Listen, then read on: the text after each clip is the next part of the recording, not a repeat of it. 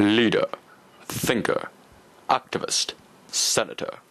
These are the words that describe leader of the Greens Party, Bob Brown. Since being appointed director of the Tasmanian Wilderness Society in 1978, Brown has risen through the ranks of Australian politics to become the leader of the Greens Party and one of the most famous senators of our generation. Bob Brown was born on the 27th of December, 1944, half an hour after his twin, Janice Brown. Although born in Oberon, he moved at the age of 2 to the rural town of Trunky Creek. There he attended school, but most importantly, he developed his love for nature. Following that, his family moved 3 more times. He lived in Armadale in 1952, Bellingen in 1956, and Windsor in 1961. Each town would make a large impact on his life. In Armadale, he was sexually assaulted by a teacher. This event would lead to shaking his belief in authority. In Bellingen, he met and befriended Judy Henderson, a lifelong friend who would later support him through many of his troubles, while in Windsor, he became school captain. However, the controversial manner in which he was elected would shake his belief in democracy. Due to his outstanding performance in school, he was awarded a scholarship to Sydney University in 1962. Now, in Sydney University, Bob began to question his surroundings and life. For one, his growing feelings of homosexuality were beginning to disturb him. This in turn led to the abandonment of his previous Christian-led lifestyle. However, after a turbulent graduation and a depressing stint at a Canberra hospital, things began to look up for Bob Brown. He travelled to London, where he developed personally. London, being a hotspot for cultural change in the 70s, allowed a young Bob Brown to learn about the life of political activism. After spending a year overseas, Brown returned to Australia in 1972, a recharged and focused man. After returning, he purchased a block of land in Liffey, Tasmania. This land was just what Brown needed. It was surrounded by bush and allowed him to focus on his growing activist interests. In particular, he became interested in the growing controversy of Lake Pedder. In 1967, the government had announced its plans to dam Lake Pedder, which is in Tasmania.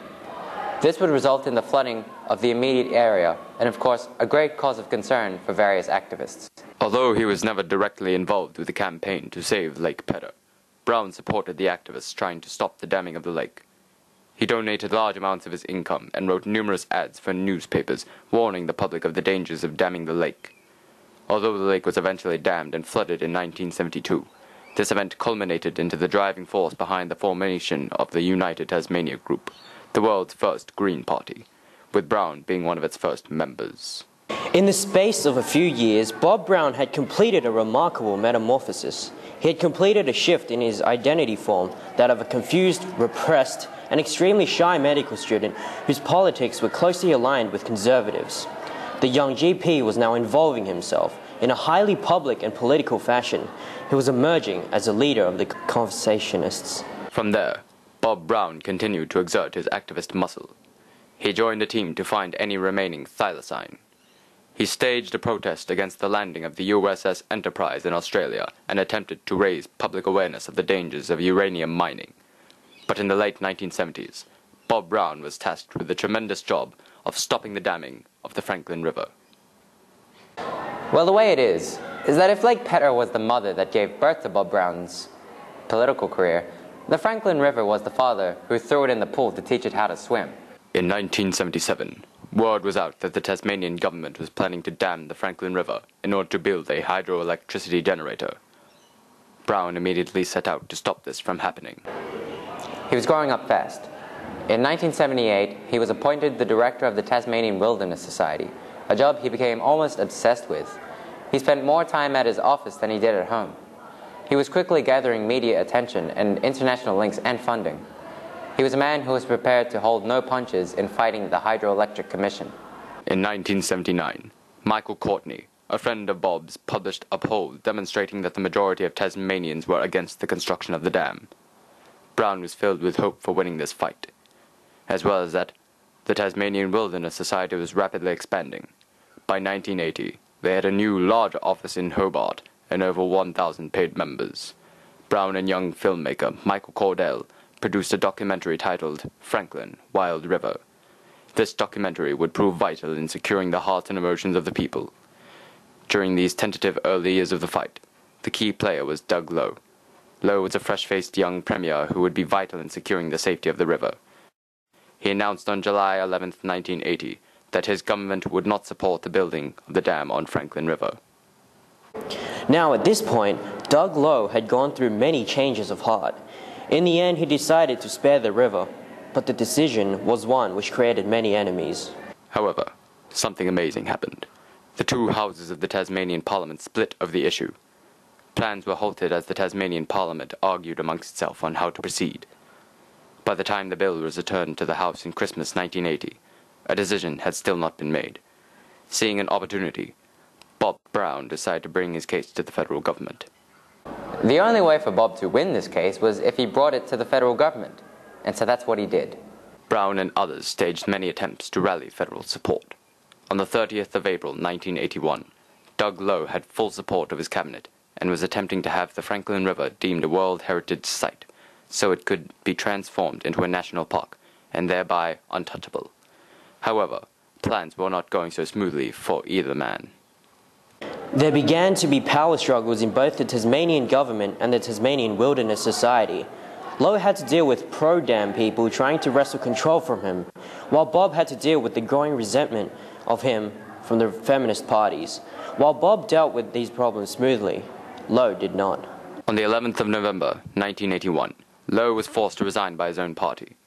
1 month later, on the 12th of December, a referendum was held by Lowe's replacement, Harry Holgate. The referendum found that almost half the population supported the Franklin Dam. The Tasmanian ALP was ready to implode. On January 24th, the federal government, led by Liberal Malcolm Fraser, nominated the Franklin River for World Heritage status. However, on the 26th of March 1982, Holgate was forced to resign, being replaced by Robin Gray, a man who pledged to start work on the dam as soon as possible. In response, Bob Brown attempted to also enter the Tasmanian bench. He failed, and on July 1982, construction of the dam began. Right now, the country has almost been split in two on this issue. The main reason for the dam was not only for the energy it would produce, but for the jobs it would create. In the eyes of most members of the public, Bob Brown was public enemy number one. On the 14th of December 1982, the blockade of the Franklin River began pulling in hundreds of protesters all over the country. Coincidentally, it was also the same day in which the Franklin River was deemed a World Heritage Site. 2 days later, Bob Brown was arrested and sent to Risdon Prison, where he would spend the next 19 days. On his release, he became an MP in the Tasmanian Parliament after Norm Sanders resigned out of disgust of the affair. On the 5th of March, following a double dissolution, the ALP won the 1983 election and Bob Hawke became Prime Minister. By the 31st, the Hawke government passed new regulations that would forbid the progression of any construction site done on the Franklin River. A ruling made by the High Court on the 1st of July secured the safety of the river. What Bob Brown did was more than just save a river. Not only had he saved an iconic piece of Australian ecosystem, he had managed to stop the production of dams right around the country.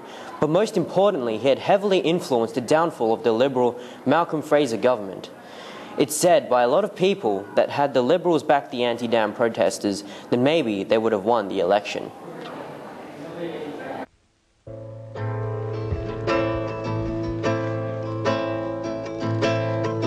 One last wild river going down.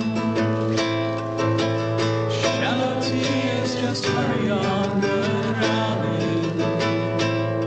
Is there nothing can deliver this fierce and old life giver? One last wild river going down. Going down. Going down. Going down. Going down, going down, going down, going down, going down. Chorus. One last